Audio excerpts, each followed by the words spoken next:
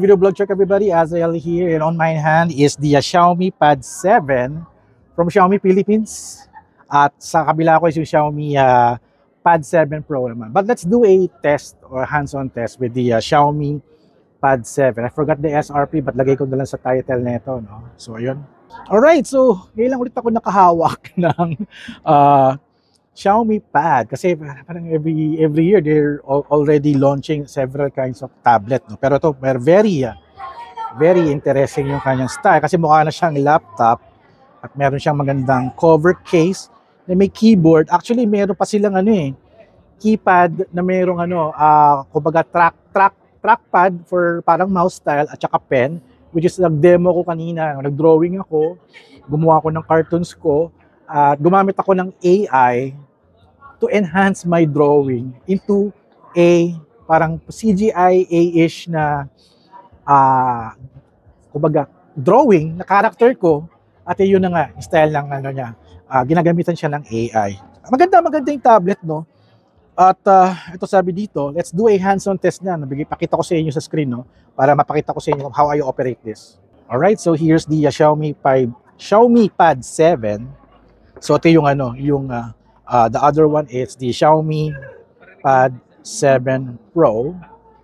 Ito siya, silang dalawa. Ayan sila, napakaganda, no? Let's concentrate on the Pad 7 kasi that's ito yung parang gusto ng mga tao So it's a 11.2 inches display at meron siyang HyperOS 2, seamless interconnectivity, HyperOS 2, yan, master your flow.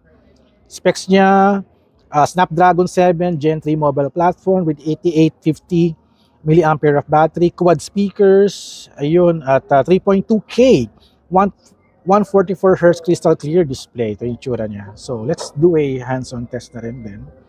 Pakita ko sa inyo. Ganda ng screen niya. Meron din siyang TUV Rainland certification. So eye protection na rin din siya, kaya mas maganda. And here's the keyboard. Napakaganda ng keyboard. Ganda. Very fast. At since meron siyang internet, let's search Azrael Coladilla. Ganda ng keyboard niya. Ayun, lumabas ako, and here's my blog website. Gabi, ganda. So basa tayo ng isang article. Ayan, alright. Wow. Ganda, here's the text. Pwede mo siyang i-expand. Ayan, tsura niya. Kailangan ko palitan pala yung text ko kasi parang grayish yung text ko pala. Dapat black yan Ayan, ganda.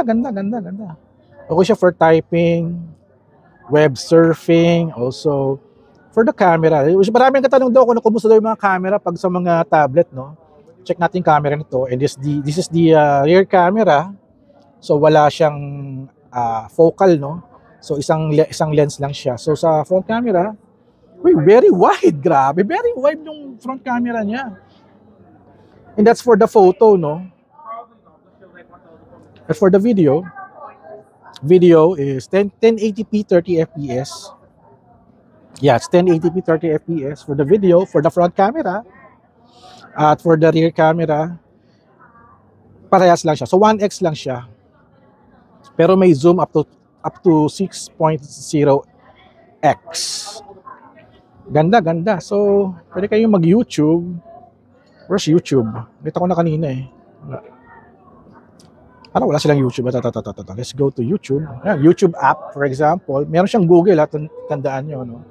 So let's go to my YouTube channel. Check natin. Ito na, pumunta na tayo dito. At ito yung mga video natin. Ayoko mag-click ng subscribe. So let's play this. May ads na naman, Diyos ko. So may ads. Takpan natin para tayo makopyright. Tagal naman na ito. 2 ads. Binantahan pa ako ng 2 ads. Tagal Tayo natin. Here's my video. Lakas natin yung speaker. Wow! Ang lakas ng speaker niya. Full screen natin. At this is only 1080p yata. Naka 1080p ba ako? 480. Let's go to 1080p. 1080p 30 fps. That's my video. Yung mga travel video ko. Ayan. Skip na natin sa malayo-layo. Ayan. Okay, Ganda. Let's try 4K video, no? Hanap tayo ng video na pang 4K, no? Meron akong 4K. Oh, ginagamit ko yung keyboard. Ang ganda ng keyboard niya. Usual, ito yung palagi pag 4K. Ako, malamang to, maka-copyright tayo. Advanced is 2K video. 2K lang. 2K ba? 4K na, 4K.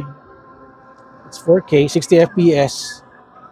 Wow, ang ganda. Sobrang ganda. Sobrang smooth ng video niya. Ay, grabe, oh. Ay, maka-copyright na tayo. Ganda, ganda, ganda. Uy, ano yan? Tapunta ako dyan. Let's go back. Here's my videos. So, ayan. Ang aking YouTube channel. Pakita natin, baka ma-hack tayo. Joke lang. And ayan, mga other videos. Okay siya pang YouTube viewing, for typing, and for sure, okay din to for gaming. Okay din to for gaming. Very sensitive ng kanyang screen. Maganda to pag may pen, and also that awesome keypad na merong kumbaga trackpad. So yun, that's it for our testing with the Xiaomi Pad 7 and katabi niya yung Xiaomi 7 Pad Pro. Pares lang naman siya ng size, mas higher lang yung level lang nito. Alright, so thank you guys for watching. So don't forget to subscribe, like, and comment. And I'll see you guys at the next video vlog adventure. Alright, thank you Xiaomi for this. Alright.